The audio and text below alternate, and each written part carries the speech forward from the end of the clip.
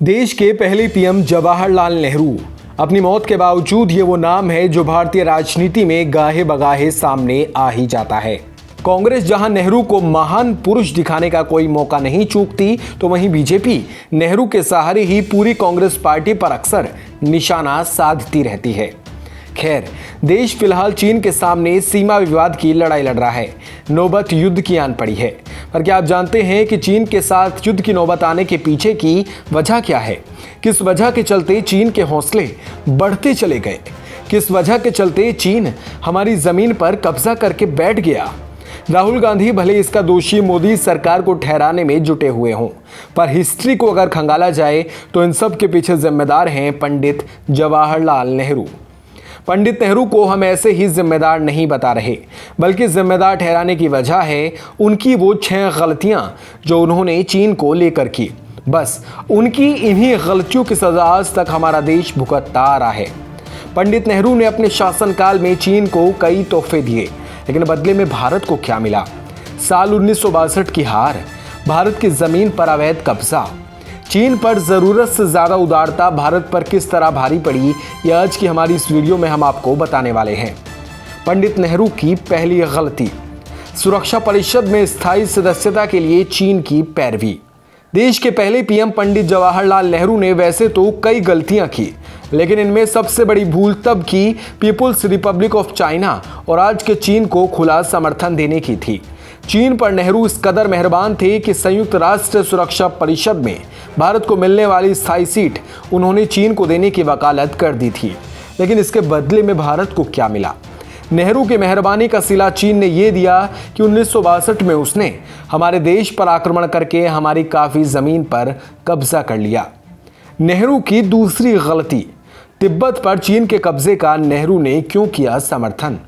साल था 1951।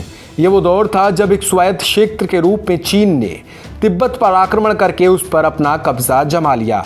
यही वो दौर था जब चीन भारत के लिए खतरे की घंटी बजा चुका था। लेकिन सबसे हैरानी की बात यह थी कि जब अमेरिका तिब्बत पर चीन के कब्जे का विरोध कर रहा था, तब भारत ने चीन का समर्थन किया। बदले में चीन ने लद्दाख में 38,000 स्क्वायर किलोमीटर क्षेत्र पर अवैध कब्जा कर लिया। इन आंकड़ों से हर कोई समझ सकता है कि नेहरू काल में भारत की जमीन पर अवैध कब्जा कर चीन ने बड़ा फायदा उठाया, जो राहुल के नाना नेहरू की गलतियों में शामिल है। नेहरू की तीसरी गलती, हिंदी चीनी भाई भाई के झांसे में फंसते चले गए नेहरू। जवाहरलाल नेहरू चीन के षड्यंत्र को कभी समझ ही नहीं पाए। साल 1954 में चीन ने पंचशील समझौते के बहाने हिंदी चीनी भाई भाई का पासा फेंका और नेहरू सरकार इस लुभावने नारे के भंवर में फंसती चली गई। उस वक्त 1962 की जंग की एक हैरान कर देने वाली चीनी चाल बहुत फेमस है।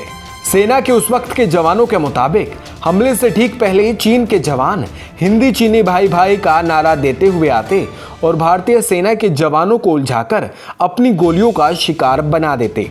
इस नारे की आड़ में ही चीन ने अक्साई चीन में सड़क बनाने का काम शुरू किया और नेहरू सरकार कुछ नहीं कर सकी। नेहरू की चौथी गलती, अक्साई चीन विवाद पर चीन की धोखेबाजी को क्यों नहीं समझ सके नेहरू। चीन की सरकार अपने सिक्योंग प्रांत को तिब्बत से जोड़ने के लिए लद्दाख के अक्साई चीन से एक सड़क निकाल रही थी। सितंबर 1957 में चीन ने सड़क तैयार भी कर ली, लेकिन भारत को इसकी जानकारी तब मिली जब अक्टूबर 1957 में चीन ने सड़क को खोलने की घोषणा की। चीन के इस धोखेबाजी से पूरा मुल्क हैरान रह गया, क्योंकि चीन जिस अक्साई चीन से सड़क निकाल रहा था वो क्षेत्र भारत का था, जबकि अक्साई चीन को चीन अपना हिस्सा बताता रहा। विवाद बढ़ा तो नेहरू ने अक्साई चीन के विवाद को सुलझाने के लिए सितंबर 1958 में चीन के तत्कालीन पीएम चाओ एन लाई को चिट्ठी लिखकर मैक-मोहन रेखा का सम्मान करने के लिए कहा। चाओ एन लाई ने 23 जनवरी 1959 को इसके जवाब में एक पत्र लिखा, जिसमें लिखा था कि भारत और चीन के बीच कभी भी सीमाओं का निर्धारण नहीं हुआ है और आप जिस तथाकथित सीमा की बात कर रहे हैं वो चीन के खिलाफ हुए साम्राज्यवादी षड्यंत्र का रिजल्ट है। नेहरू की पांचवी गलती, नेहरू ने भारत की जमीन वापस लेने की क्यों नहीं की कोशिश? जरूरत से ज्यादा उदारता दिखाने का ही रिजल्ट रहा कि चीन ने न सिर्फ भारत की जमीन पर अवैध कब्जा किया, बल्कि आज भी वो कभी अरुणाचल प्रदेश, कभी सिक्किम, कभी उत्तराखंड तो कभी लद्दाख के भीतर भारत की ज़मीन हथियाने की साजिशें रचता है। साल 1962 में लद्दाख के भीतर चीन ने 38,000 स्क्वायर किलोमीटर क्षेत्र पर अवैध कब्जा किया। चीन के इस अवैध कब्जे के लिए भी नेहरू को ही जिम्मेदार माना जाता है। असल में साल था 1960। नेहरू ने सीमा विवाद को सुलझाने के लिए उस वक्त के चीनी पीएम चाउ एन लाई को दिल्ली बुलाया। चाउ और नेहरू के बीच कई दौर की बातचीत का सिलसिला शुरू हो गया। इस दौरान नेहरू ने चीन से अपील करते हुए कहा कि वो अक्सई चीन से पीछे हट जाए, लेकिन चीन ने नेहरू की एक नहीं सुनी, जिसके बाद नतीजा ये रहा कि दोनों मुल्कों के बीच वार्ता बेअसर साबित हुई। यहाँ तक तो सब ठीक था, लेकिन देश को बड़ा झटका तब लगा जब भारत के बार बार चीन से समझौते की पेशकश करने के बावजूद साल 1962 में चीन ने भारत पर हमला कर दिया। इस युद्ध में न सिर्फ भारत की बुरी हार हुई, बल्कि इस दौरान भारत के 38,000 स्क्वायर किलोमीटर क्षेत्र पर चीन ने अपना कब्जा भी जमा लिया। नेहरू की छठी गलती, पाकिस्तान का 78,000 स्क्वायर किलोमीटर क्षेत्र पर अवैध कब्जा। साल था 1948। कश्मीर में पाकिस्तान ने 78,000 स्क्वायर किलोमीटर क्षेत्र पर अवैध कब्जा कर लिया, लेकिन नेहरू थे कि वो कुछ नहीं कर सके। असल में साल 1948 में जब जम्मू कश्मीर से पाकिस्तान पीछे हट रहा था, तब नेहरू ने अचानक ही युद्ध विराम का ऐलान कर दिया, जिसका फ़ायदा उठाकर चीन ने हमारी ज़मीन पर ही अवैध कब्जा कर लिया। तो दोस्तों, ये थी पंडित नेहरू की वो 6 गलतियाँ जिसका दंश आज तक हमारे देश को भुगतना पड़ रहा है। आज भी हमारा देश इन गलतियों की सज़ा भुगतने को मजबूर है। देश को समझ फिलहाल नहीं आ रहा कि कैसे वो इस मुश्किल परिस्थिति का एंड करे।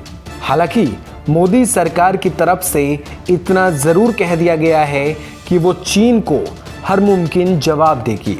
अब देखने वाली बात ये होगी, क्या मोदी नेहरू की तरह शांत बैठते हैं या फिर सीमा पर कुछ बड़ा एक्शन देखने को मिल सकता है।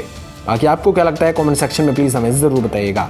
वीडियो अगर आप यूट्यूब पर देख रहे हैं तो चैनल को सब्सक्राइब कर लीजिए, फेसबुक पर देख रहे हैं तो पेज को लाइक कर लीजिए। शुक्रिया।